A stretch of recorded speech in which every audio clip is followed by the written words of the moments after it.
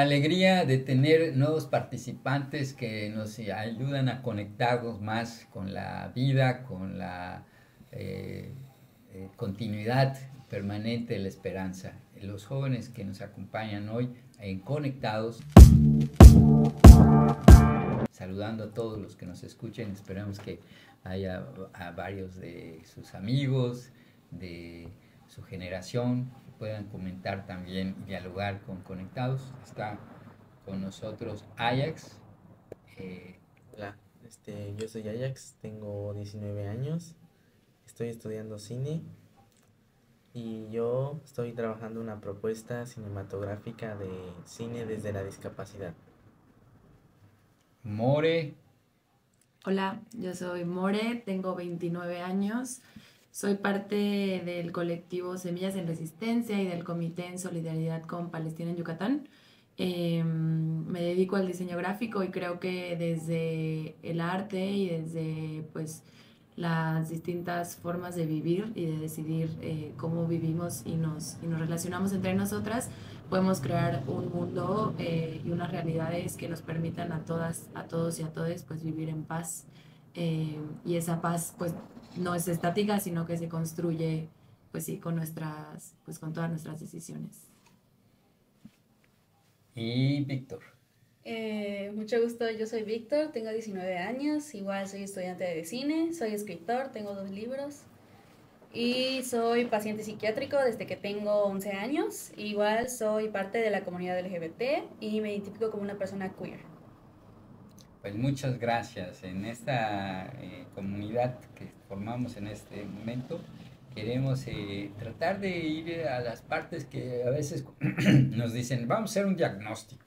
Y no hay nada mejor que el autodiagnóstico, ¿no? Cómo nos vemos nosotros y cómo ustedes mismos se pueden interrogar. Nunca un brazo le pregunta al otro si porque se siente mal el brazo le diga al otro estás mal o estás bien, pero somos un cuerpo y en esta unidad y que es también este planeta con más de quizá 2000 lenguas, no, nada más en la India hablarán 200, nosotros 68 en este país, que de 200 países que existen reconocidos y otros tristemente avasallados y queriéndolos desaparecer. En esta lógica vamos a dialogar, ¿no? Yo les haré algunas preguntas, pero entre nosotros también las podemos hacer. Podemos, ustedes a mí, a Ajax, a More y así. Eh, una cosa central que creo que nos puede ayudar es pisar la tierra que está amenazada.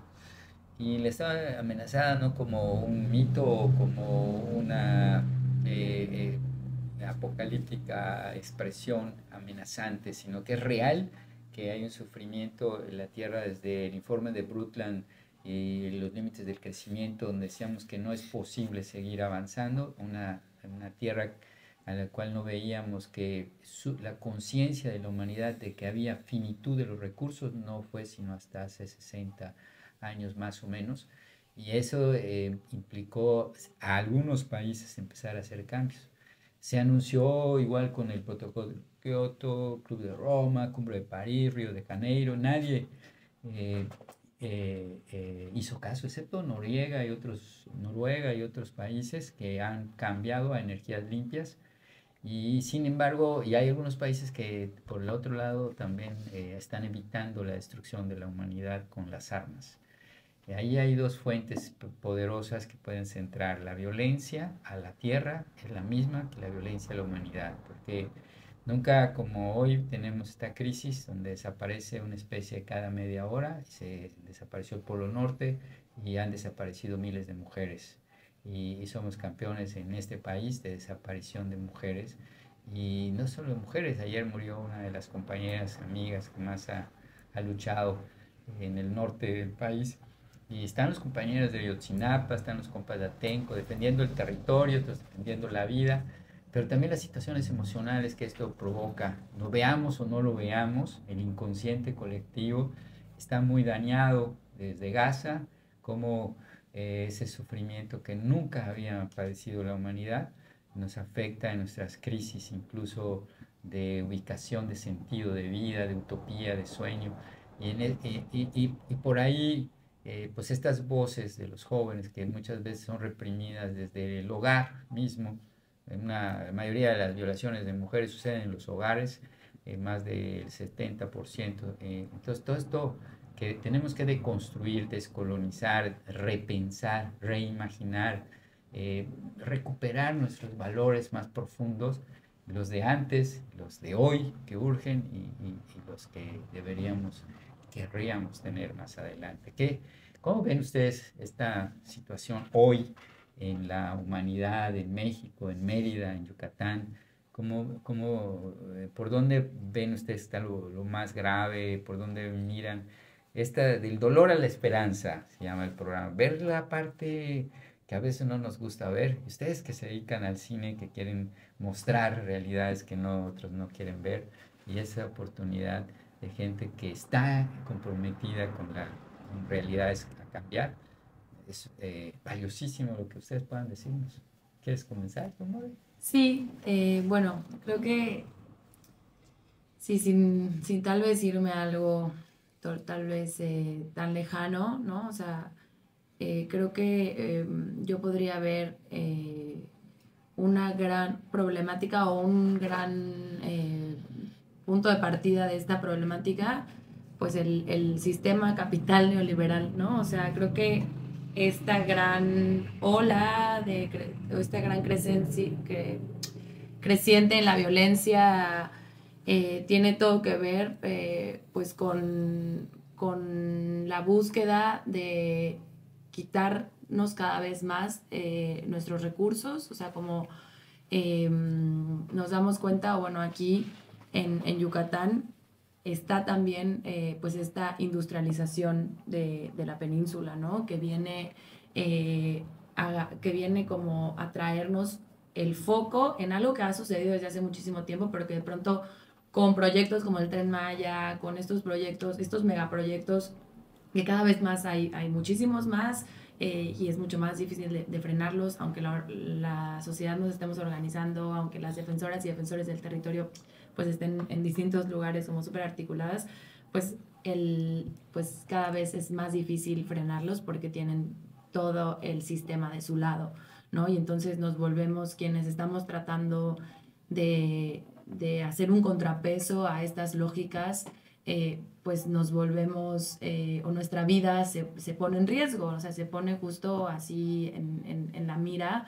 Entonces vemos que en México ser defensora del territorio significa pues que muy probablemente seas víctima de desaparición forzada, y no solo en México, ¿no? Hace un año desapareció Julia Chuñil en Chile, y hasta hace unos días fue que imputaron al empresario que es responsable de su desaparición, que Julia lo denunció en muchas ocasiones, y fue hasta que le quitaron la vida a Julia y a su perrito que entonces las autoridades, aunque han frenado muchísimo el proceso, pues ya no han podido darse la vuelta, ¿no? O sea, como que voltear los ojos. O sea, ya es como súper claro la complicidad que tiene el gobierno y el Estado para con las empresas que quieren quitarnos los recursos y quieren apropiarse cada vez más de nuestro territorio. Entonces, hay una lógica y hay una conexión tremenda entre lo que pasa en Palestina, entre la ocupación ilegal del Estado genocida de Israel, con la situación que tenemos en México de las desapariciones forzadas, del militarismo que está promoviendo el gobierno de Claudia Sheinbaum y que promovía también el gobierno de Calderón, y que entonces no es una cuestión ni siquiera de partidos políticos, sino de lógicas de cómo funcionan los estados, ¿no?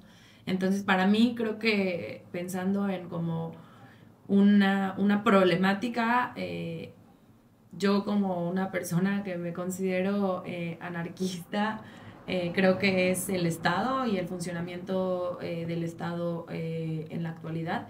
Y pensando en el Estado no solo como los gobernantes y quienes, no sé, tienen puestos de poder, sino también quienes toman las decisiones que pues vienen a ser pues las cabezas de las grandes empresas. No, pues muchas gracias. Creo que podríamos decir cuáles son los impactos y las consecuencias de un modelo de desarrollo que mercantiliza y además se impone a través de la violencia, como es el militarismo.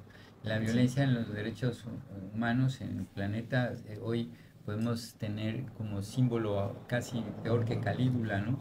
Que es Netanyahu o Trump, que muestran una lógica donde se les olvidó, se hicieron amnesia, o no puedo usar la palabra más, puede describir porque no existe, para decir que el negar la ciencia y negar lo que es visible para todos, y además tener un corazón pavimentado, entrar por ahí también, que es por qué sea Gandhi por poner uno de los grandes hombres que ha pisado esta tierra, ¿no?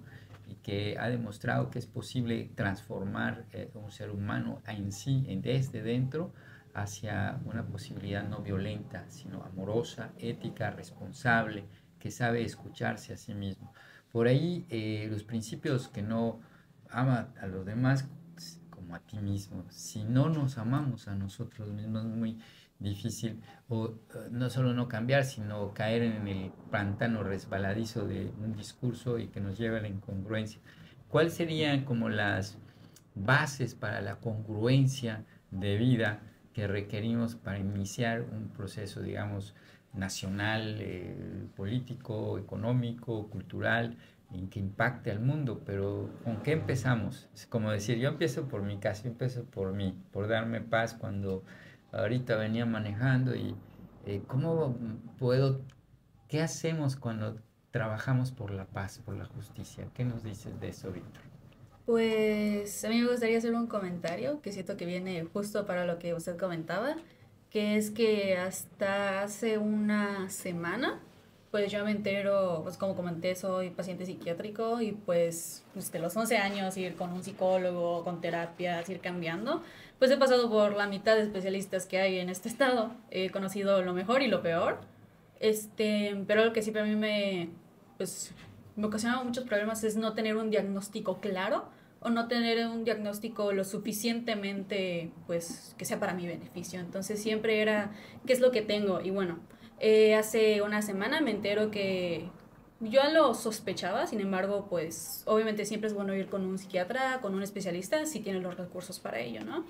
Y pues me entero que tengo un trastorno que se llama trastorno de personalidad límite, que el trastorno de personalidad límite habla justo, pues yo lo usaría incluso como una metáfora para lo que pasa con lo que es el Estado, con la política, con absolutamente todo, porque el límite se obtiene a través de un trauma complejo. Entonces, un niño, en mi caso, no obtiene tal vez el cariño o el amor, o no tiene un sustento familiar o algo que le diga te tenemos, entonces cuando creces sientes que no tienes a nadie y eso te causa algo, pues, que son problemas de abandono, ansiedad social, un montón de cosas, ¿no? Pero yo lo empleo en el sentido en que es un pensamiento que obtienes a través de algo que vives antes. Siento que algo que pasa mucho con la sociedad es que justo como dice, el que no conoce su historia esas cosas que está destinado a repetirlas, ¿no? Siento que no es tan cierto, sino al revés. Mientras más conoces de tu historia y mientras más te interesas en ello, como que siempre he notado que la gente tiende a irse a anteriores posiciones, como vemos actualmente con pues la nueva ola de conservadurismo que ha habido en mi generación, que pues siempre hay como que ciertas ideas que tratamos de implantar, pero a veces no se hacen de la forma correcta, y yo opinaría que la forma en la que verdaderamente lograríamos un avance en vez de un retroceso sería verdaderamente mejorando la educación, que es algo que siempre se ha hablado, sin embargo yo no he visto puesto en práctica. Por ejemplo, cuando yo estaba en secundaria se decía que hay que mejorar la educación sexual, pero mejorar la educación sexual no es poner clases de educación sexual, es poner buenas clases de educación sexual. Entonces un problema siempre es que no porque haya algo mejor significa que sea lo bueno o lo necesario. Entonces siempre se hacen estos microavances, pero de microavance a microavance no se va a hacer nada. O sea, el tiempo va a pasar y cuando nos demos cuenta va a haber una problemática muchísimo mayor que lo que hemos tratado de pues, lograr. Entonces siempre se tratan como de solucionar problemas de hace 20 años cuando tenemos que tratar de solucionar los problemas de la actualidad. Si seguimos enfocados en los problemas de hace 20 años no vamos a avanzar porque no podemos perder tiempo. ¿Cómo cuál sería para ti lo que puede solucionarse y cómo solucionarse hoy? Por ejemplo, tomando justo pues mi comunidad, que es pues es lo que yo más conozco, ¿no? Justo este tema de la educación sexual y de usar como, ¿cómo se dice? Como sexo seguro y todo eso. Es como, ese y es un tema del pasado y es un tema que lamentablemente, pues los jóvenes se tuvieron que enterar a través de videos, pornografía, cosas que pues uno al no tener esa educación lo busca y lo encuentra de malas formas. Ese ya es un problema que no se pudo solucionar a su momento. El problema ahorita que tenemos que solucionar es el problema de las enfermedades de transmisión sexual, que como sabemos Yucatán es el número 1 en México de enfermedades de transmisión sexual. Entonces yo diría, si ya ocasionaste este problema que ya no puedes solucionar, soluciona el que tienes inmediatamente que está tomando vidas. Y ya una vez que ya tengas ese problema controlado, ya podemos irnos a las cosas menores. Total. Muy bien, muchas gracias. ¿Puedo comentar algo? Por supuesto. Sí, me parece súper chido lo que dices porque también es como el enfoque desde donde vemos una problemática, ¿no? O sea, podemos ver la cuestión de la prevención, que la prevención muchas veces tiene un tono narrativo, se aborda desde el estigma o se puede o se puede más bien reducir riesgos y abordar desde, o sea, ver, por ejemplo, las enfermedades de transmisión sexual como lo que son. O sea, existen, ya vemos personas que tenemos enfermedades de transmisión sexual, habemos personas que no tenemos enfermedades de transmisión sexual, pero es una posibilidad, ¿no? Y entonces tenemos que mejorar la calidad de vida de quienes están en una situación de riesgo por sus condiciones de vida, sus prácticas y quienes ya tienen una enfermedad de transmisión sexual, ¿no? Entonces creo que viene mucho, o sea, lo que mencionas tiene que ver de pronto no solo con la educación que se da en las escuelas, por ejemplo, sino las concepciones y los estigmas que nosotros tenemos desde los prejuicios, ¿no? Y cómo lo abordan incluso los medios de comunicación, ¿no? Entonces creo que tiene mucho, o sea, me gusta mucho lo que mencionas como de poder pensar en cuál es el contexto que vivimos hoy en día y cómo podemos desde incluso el amor y el acompañamiento pues mejorar las condiciones de todas las personas, ¿no? Claro, porque igual es algo justo como mencionas, como los estigmas que se hacen, que muchas personas al escuchar enfermedades de transmisión sexual asumen que solo son enfermedades que se contagian a través del sexo y no es así. O sea, una de las mayores formas de contagio es pues a través de agujas o transfusiones de sangre o ese tipo de cosas, ¿no? Y ese tema justo me empezó a interesar no solo por la comunidad, sino porque varias personas de mi familia son doctores.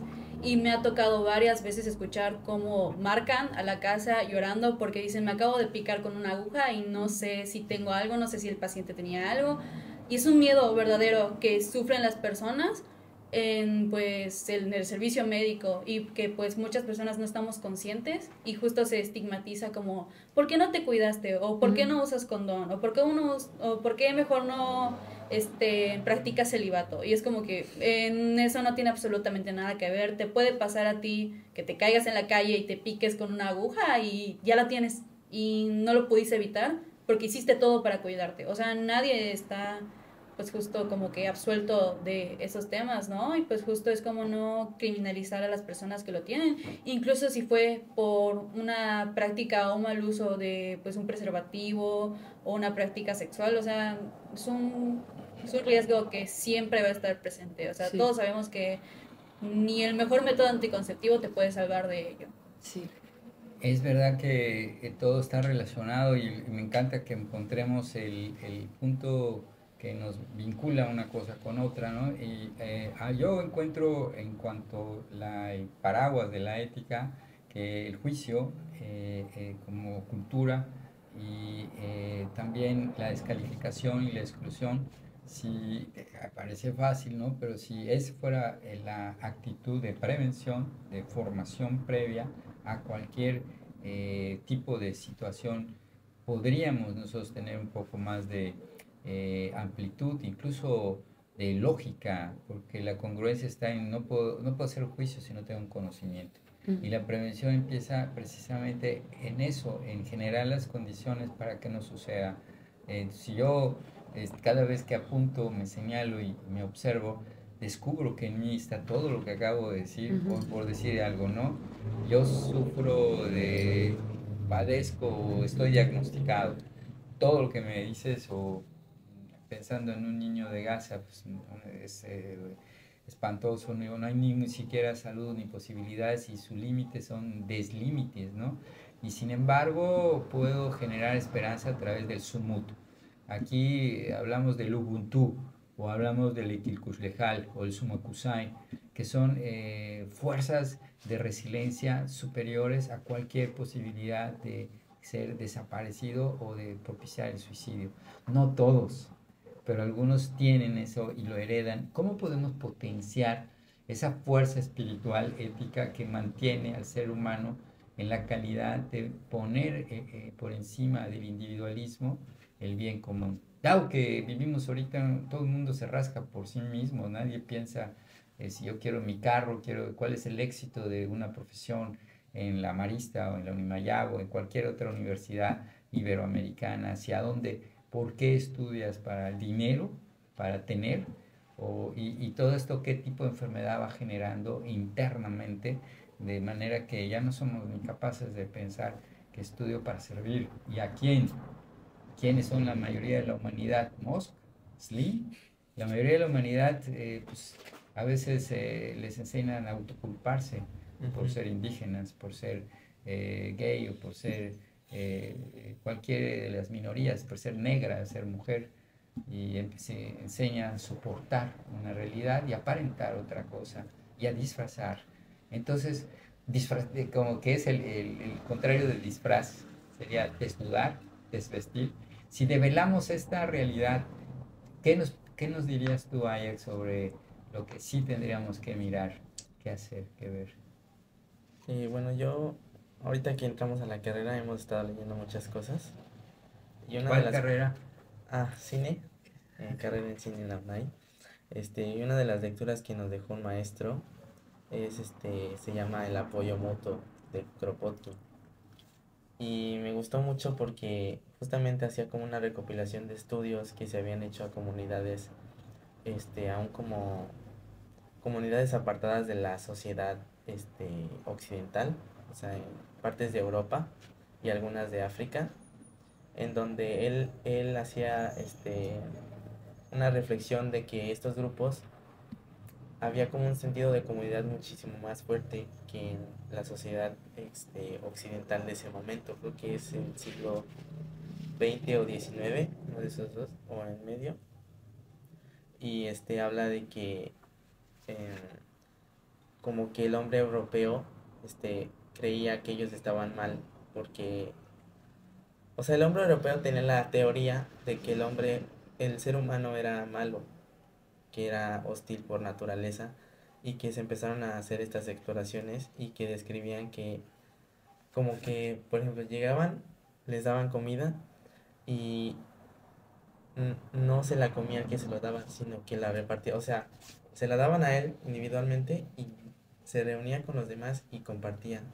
Era como un sentido casi automático de ese sentido de compartir, de ser como uno solo en comunidad. Y eso es lo que más se me ha quedado y creo que esa es como la clave también, como que entender que no podemos vivir sin el otro, por lo que sea, o sea, antes en las comunidades se notaba más porque uno tenía una tarea específica, o sea, uno era el agricultor, otro cuidaba las vacas, otro, tenían tareas asignadas. Y ya ahorita, como en esta sociedad en la que de alguna manera todo está automatizado, no tenemos conciencia de que tenemos lo que tenemos o estamos donde estamos porque también existe un trabajo alrededor de nosotros. Y justamente también el fin último de estas personas, de estas comunidades, era como que mantener el bien de toda la comunidad antes del propio. O sea, por ejemplo, cuando él hacía la observación que en estas comunidades se practicaban dos cosas que eran especialmente graves para la sociedad occidental, que era el parricidio y el infanticidio. Esto sucedía porque él decía, o sea, los estudios estaban basados bajo una mirada, ¿no?, occidental, y las conclusiones que estos señores hicieron de estas comunidades era era que era horrible, que era lo peor que podía suceder y estaba descontextualizada esa solución. Él explica que esto sucedía en casos muy extremos y tomaba en cuenta que estas comunidades estaban generalmente en espacios geográficos difíciles, en donde el invierno duraba 5 meses, la mitad del año, y eran temperaturas graves. Entonces él explica que el infanticidio se daba porque, además de que era la última solución que se daba y que incluso hasta los padres de los niños preferían sacrificarse ellos mismos antes que sus hijos, era de que justamente en estos periodos escaseaba la comida. Entonces existía el razonamiento de que, ok, tienes 4 hijos, acaba de nacer uno, estos ya los tienes crecidos. Una boca más que alimentar puede significar que tus otros 4 hijos mueran. Y no solo son tus 4 hijos, son los hijos de toda la demás comunidad. Ese era un razonamiento. Y el otro era el parricidio, que no era como tal parricidio. O sea, igual en esas mismas épocas, la gente mayor decidía dejar de... O sea, como que decidía dejar de ser una carga en comida para que justamente los demás sobrevivieran. Y generalmente nadie lo quería matar.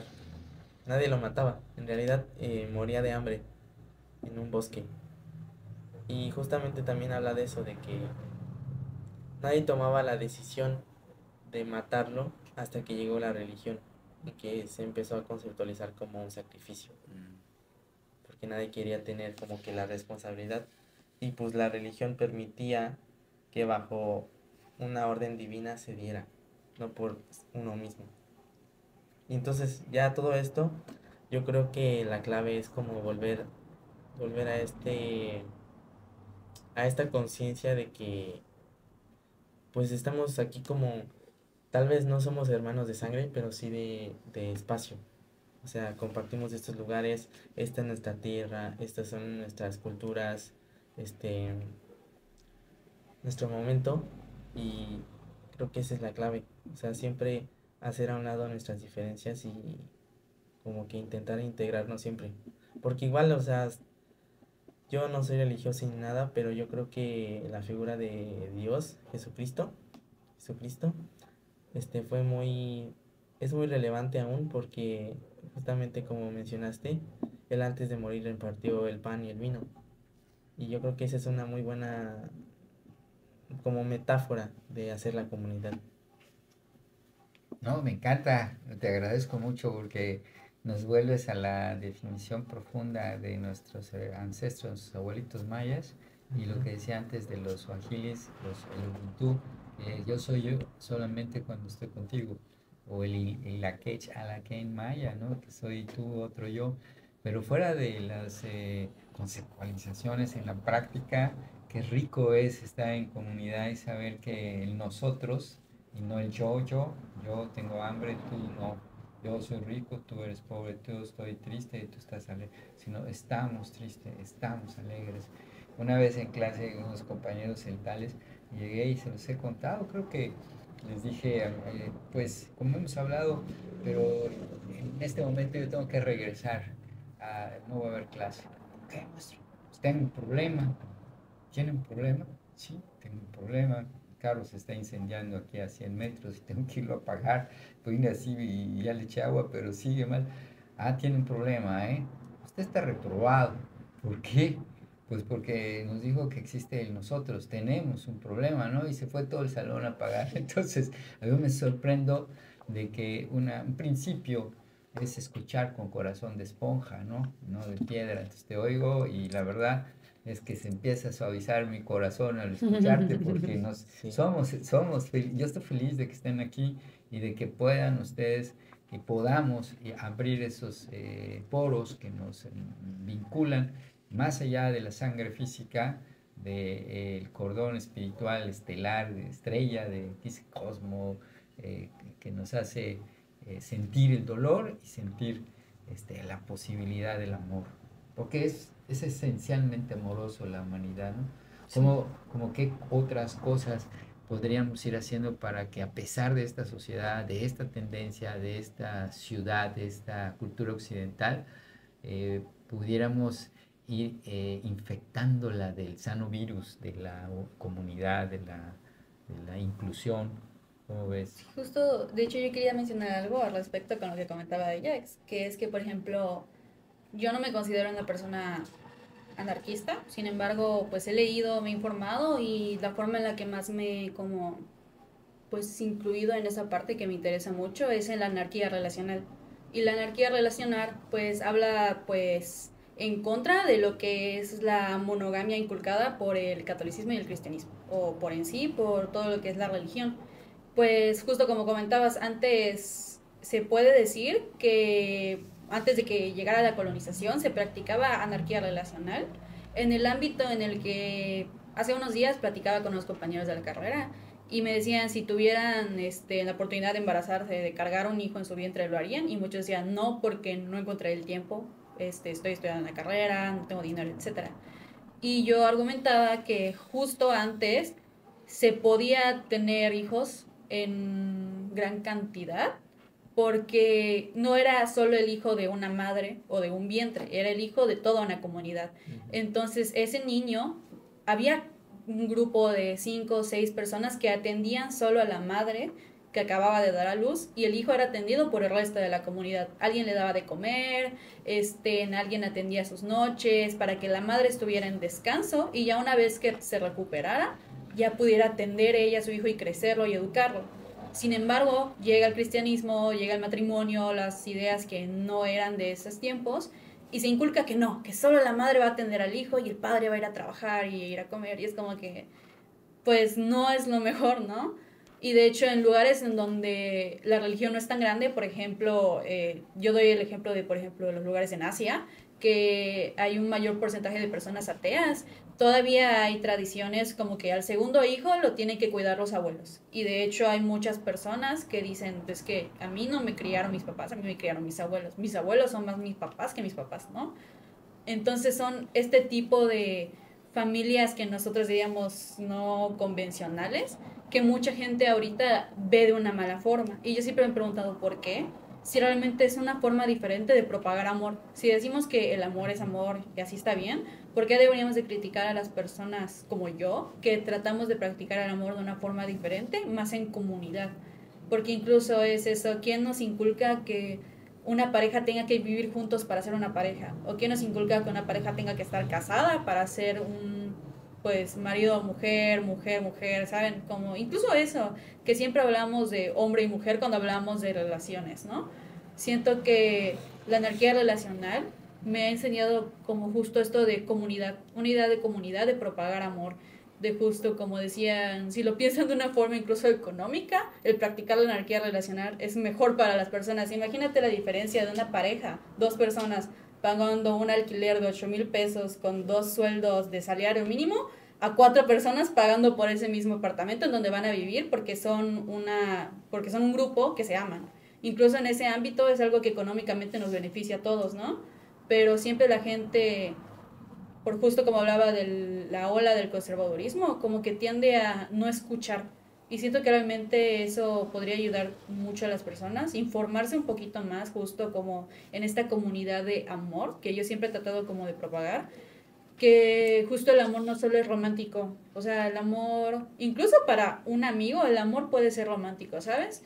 Siempre he pensado en eso, por eso se habla mucho del amor platónico, etcétera, siempre hablo como el romance realmente es un sentimiento que no tiene que existir solo en una pareja de casados, ¿saben? El romance puede existir entre amigos, puede existir con tu mamá, con tu papá, y no tiene nada que ver con tus mascotas. Y siento que últimamente siempre nos enfocamos más en las cosas que nos desagradan que en las cosas que nos pueden agradar.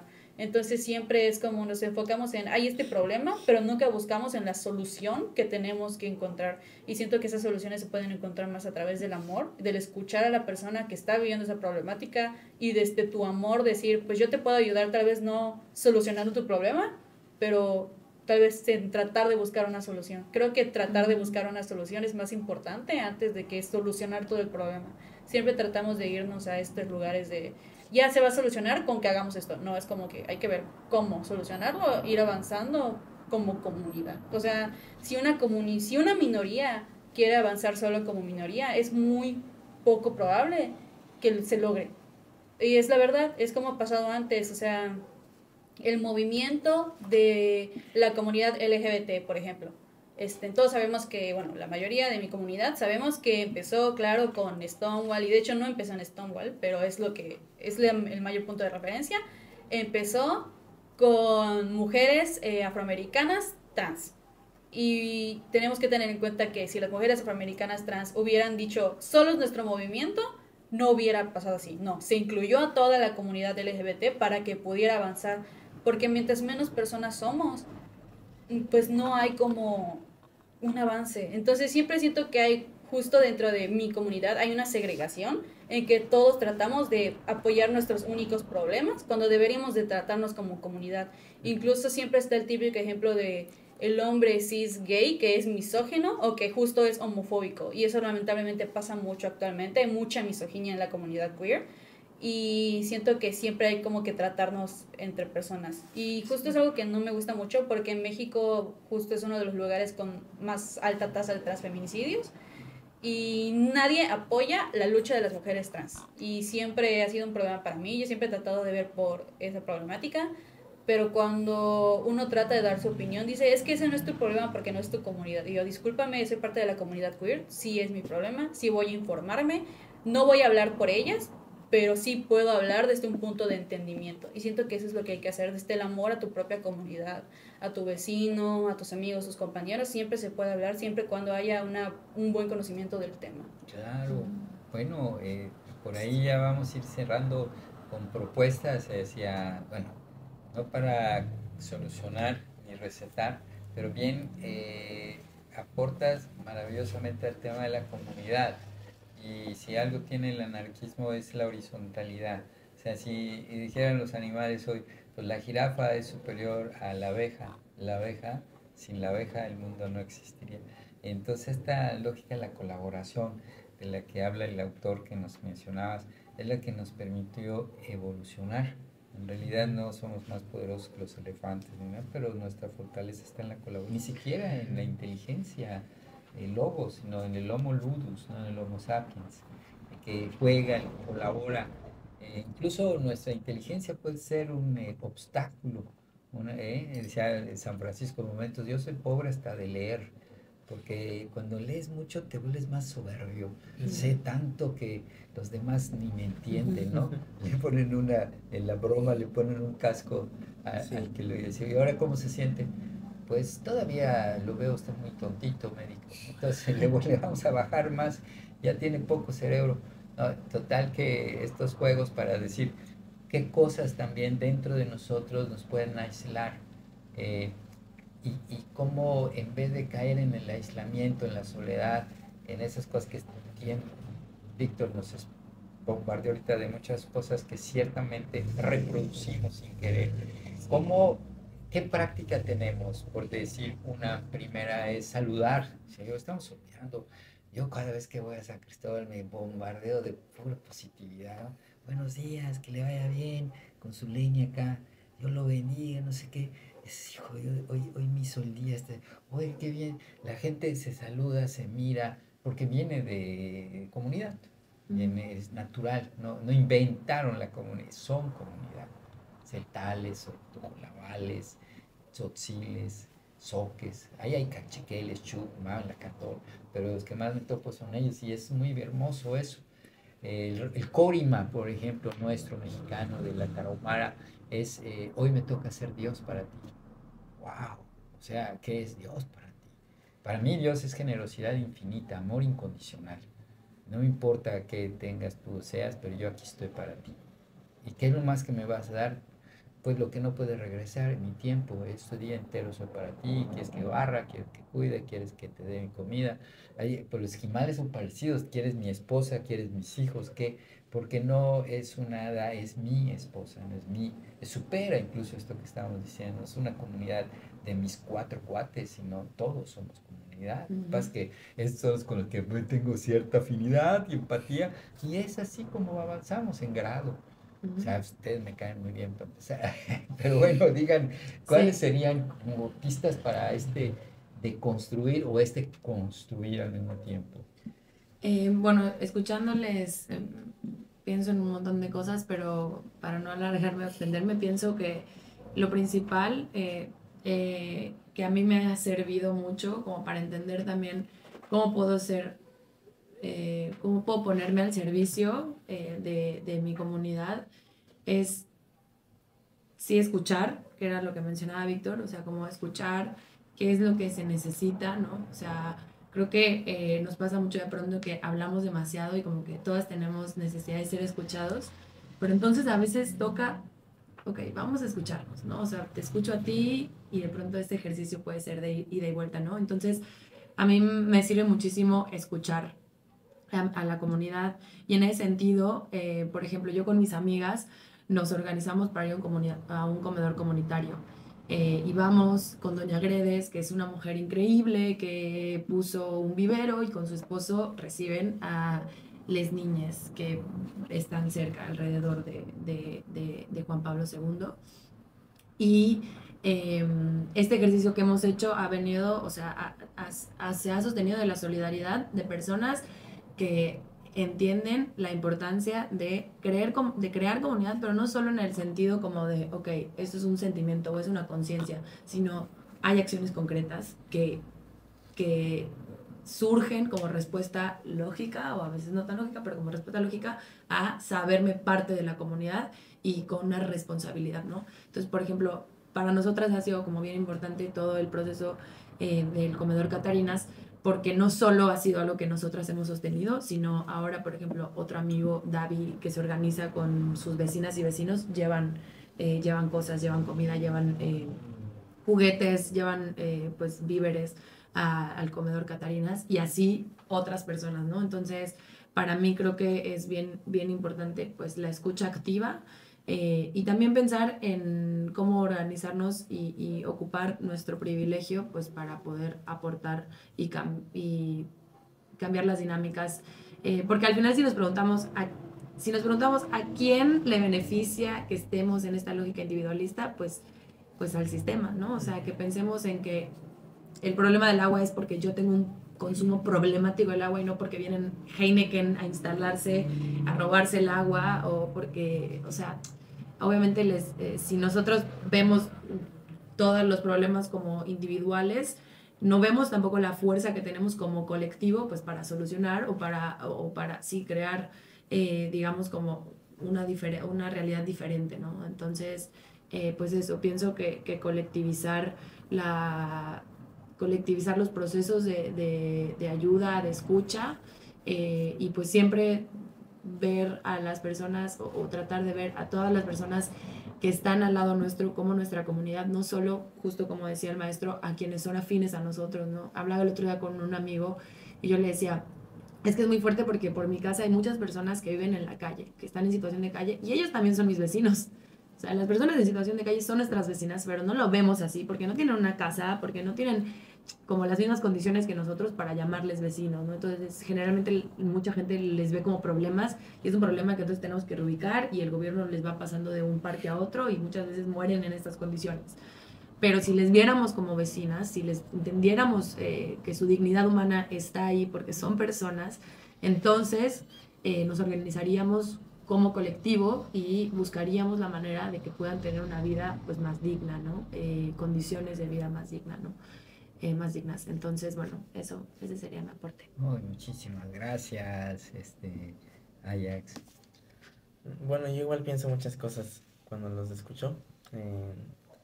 Y justamente haciendo como una observación, esto como del sistema capitalista neoliberal, creo, bueno, hemos identificado en clase que es como también una de las herramientas para que esto siga en pie, este sistema es como el cine y los medios. Y yo creo que también justamente una de nuestras mayores herramientas igual podría ser el arte, el cine en especial. Yo veo que pues se ha perdido también en esta parte como de querer comercializar todo y sacar dinero de todos lados, como que se ha perdido la experiencia de ir al cine y de, pues ya lo puedes ver en tu casa, ¿no? Solo. eh, y ir al cine, pues igual cine tiende a ser una experiencia de que vas nada más tú o con tu pareja, lo que sea, y sales y ya, ahí se acaba la experiencia. Pero yo siento que además de hacer esta propuesta como una manera de revivir el cine o el talento local, bueno, de hecho ya lo hay, pero no hay tanta difusión. Es justamente esto, volver de nuevo al hacer comunidad a través de ver cine, o sea, reunirse, ver una película, hablar de la película, todo eso. Y yo siento que justamente esa es la herramienta también para del cine identificar como las cosas que nos están alejando de estar juntos, identificar como estas imágenes que ya las tenemos tan preconcebidas que nos parece natural estar en esta, como en esta división. Y justamente el promover nuevas como narrativas o propuestas cinematográficas que justamente estamos trabajando, yo creo que se puede hacer como un diálogo, porque con el cine, o sea, tú puedes, este, habituar a una persona a una realidad diferente y puedes hacer como que hacerla pensar desde esta realidad.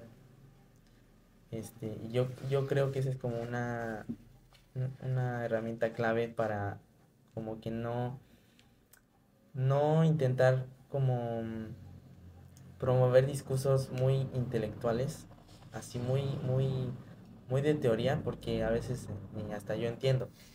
Pero, por ejemplo, si trabajamos narrativas nuevas que puedan conectar con un, con un, con una perspectiva nueva y humana, creo que además de, por ejemplo, yo, cine desde la discapacidad, yo he hecho una revisión de que históricamente la discapacidad se ha representado como desde una mirada externa, en el que se usa la discapacidad como con un estigma y estereotipos perpetuos, o sea, que son permanentes y que, por ejemplo, está la historia inspiradora que te dice que el que estuvo más jodido lo pudo hacer, entonces tal vez tú también, o sea, esa es una. Luego hay otras, hay un montón, ¿no? Pero justamente mi propuesta es hacer cine desde la discapacidad, que significa como que hacer una representación digna, real y humana de estas personas, de su condición, no poniendo como discursos inspiracionalistas o motivadores o muy tristes, horribles, sino como dar una justicia a estas personas. Y a través de este ejemplo quiero decir que se puede hacer con todo lo demás. O sea, como por ejemplo un poco del proyecto de Víctor es casi lo mismo, solo que de la comunidad LGBT y del estigma que también tiene estas personas. Y yo lo veo como además de sensibilizar a la demás gente, es como darle un lugar a estas personas y, y como que al final darnos cuenta que somos un todo. Entonces yo creo que el cine es como una herramienta fundamental para también hacer comunidad. Sí, sí, totalmente. Ciertísimo. Muy acertadamente, sí. ¿Quieren comentar algo? Ahí vamos cerrando, pero bueno, hay palabras claves como esto de lo que hizo la señora, y el vivero y el comedor. Son iniciativas que irrumpen la realidad con propuesta que hasta deshiervar, con veo ahí, al rato están deshiervando todo el vecindario. Digo, ay, tiene impacto presentarse a deshiervar porque es visible. Entonces, si tú haces algo que normaliza la colaboración o estar juntos, llamémosle, eh, hacer comunidad, reinventarnos como a pesar de esta ratonera, como dicen en inglés, que es la ciudad que va generando más espacios hacia arriba, que impactan y destruyen, como nos quitan el agua, ¿no? Empresas, la Coca-Cola misma que y se hace más pobre al pobre y más rico al rico, porque además que genera cáncer, osteoporosis, diabetes y todo esto, además empobrece al ser adictiva. Entonces, todas estas lógicas escondidas, ¿cuáles serían como, qué normalicemos? ¿Qué deberíamos, no la violencia, sino cómo se normaliza la no violencia? Si parece como tonto, ¿no? Yo creo que esta sabiduría de la sencillez, de la no violencia, de la dignidad, de la hermandad, de pedir perdón, incluso la valentía de reconocer con humildad que puedo colaborar contigo y no decir vengo a dirigirte, soy hollywoodiano, soy Brad Pitt y tú quieres, te voy a mostrar cómo se hace. No, yo creo que lo que dices no solo es cómo ver cine, sino cómo hace cine y qué muestra el cine, qué visión, desde dónde. Si lo que vamos a ver, por ejemplo, ¿vieron ustedes la Cuentacuentos chilena? Es una mujer niña, dictadura, que dice, pues nadie puede ir al cine porque está caro. A ver quién va de ustedes, ¿no? Pues no, pues te colaboramos todos y tú vas. Pero era tan buena, ¿no la han visto? Ella regresaba y decía, ya están listos, pongan sus piedritas. Y a los señores traían su banquita, su piedrita y su caja y ella empezaba a contarles la película. Y poco a poco se llenó toda la colonia y ya le pagaban y se obtenían no solo para entrar al cine 2 o 3 veces, sino ella se volvió una gran actriz. Sí, mucho mejor ella que ir al cine, ¿eh? Yo ya fui a verla, pero ella le cuenta, pum, pum, o sea, llegó el monstruo, pam, pam, y entonces, y también le servía para inventar y denunciar lo que a ella le pasaba. Se convirtió en una contadora de las tragedias porque vivía mucho más marginal que Juan Pablo o San José Tecó, que de hecho los compañeros que no vinieron ahorita nos hubieran podido dar otra también propuesta de qué visión de cine. Yo creo que todo lo que han dicho es muy esperanzador y yo se los agradezco y creo que la comunidad que les oye, que les escucha, que nos escucha, pueda tener esta motivación de, como dice a veces Mauricio, que es a quien le debemos este nombre de dolor a la esperanza y conectados, que hay que empatizar con el dolor, pero también con la esperanza, porque andemos a veces medio depres, ¿no? Entonces hay que apapacharnos, ¿no? Pues eso, si alguna cosita más quiere decir alguno de ustedes para despedirnos del programa. Me gustaría decir algo. Claro. Me gustaría decir que pues justo me gusta mucho que haya lugares de diálogo como este. Siento que algo que me importa a mí mucho es comunicarnos de una buena forma y justo en su primera clase creo fue que nos preguntó qué sentimiento queríamos comentar o qué emoción y yo me quedé con el odio porque siento que el odio es un arma de guerra que podemos usar de una forma muy buena y justo es saber en dónde enfocarlo, ¿no? Y justo es enfocarlo en estas pláticas, es saber qué odiamos nosotros de este sistema, de esta comunidad, para saber pues justo a dónde dirigir nuestro amor y a dónde no dirigir el odio. Siento que yo con eso me quedo hoy. Puede repetir, dirigir bien el amor, claro. Y dónde dirigir odio como algo que rechaza. Claro, porque siempre sabemos que no nos gusta, ¿no? De la sociedad, pero justo al enfocarnos tanto en este odio, hay que emplearlo de una buena forma, ¿no? De saber que, ok, odio esta parte, entonces pues voy a dirigir todo mi amor a esto para pues abandonar una parte que odio, ¿no? Que ya no exista eso o cambiarlo, ¿no? Transformar el odio en amor. Es algo con lo que yo me quedo mucho. Transformar el odio en amor. Eso me encantó esa frase, es una muy del amor al odio, ¿cómo va? Del odio. Pues no sé si ustedes comentan. Eso puede dar para otro. Sí, no, yo nada más decir que para mí la esperanza, o sea, que la esperanza tiene que ser movilizadora, ¿no? O sea, como una potencia movilizadora que nos ayude como a activar, a articularnos y que no necesitamos ser ni siquiera las personas más experimentadas, ¿no? O sea, basta con voltearnos a ver y tocar la puerta de la vecina y preguntarle qué necesita hoy y así eso seguramente se replicará porque la esperanza se contagia y porque el amor, como dice la maestra Patti, el amor es nuclear y en ese sentido pues es una fuerza que es muy expansiva y eso, y muchas gracias por invitarnos. No, al contrario, ya nos hicieron el día y más que el día. Ajax, ¿quieres decir algo? Bueno, yo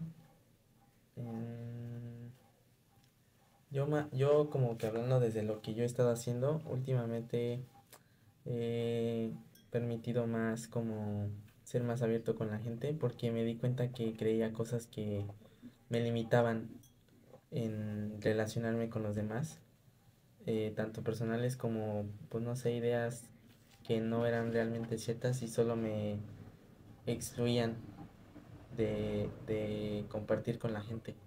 Y pues esa es una de mis prácticas, como cuestionar lo que creo, por qué lo creo y como que justamente en un intento de yo como que quitarme estas creencias, también como también cambiar la perspectiva de las demás personas que tal vez no se han relacionado conmigo por algunas ideas o cosas que piensan de sus creencias, como que cambiar esa parte de que también podemos compartir y ser amigos. Mm. Sí, ya no vas a tener una novia, sino muchas novias, ¿no? Entonces, no, es una broma. Lo que pasa es que, bueno, pues gracias. Pues estamos bien contentos de estar aquí, y se siente que la juventud está presente. Entonces, nos despedimos por un primer capítulo con jóvenes, que realmente dan el cambio cualitativo al programa. Gracias.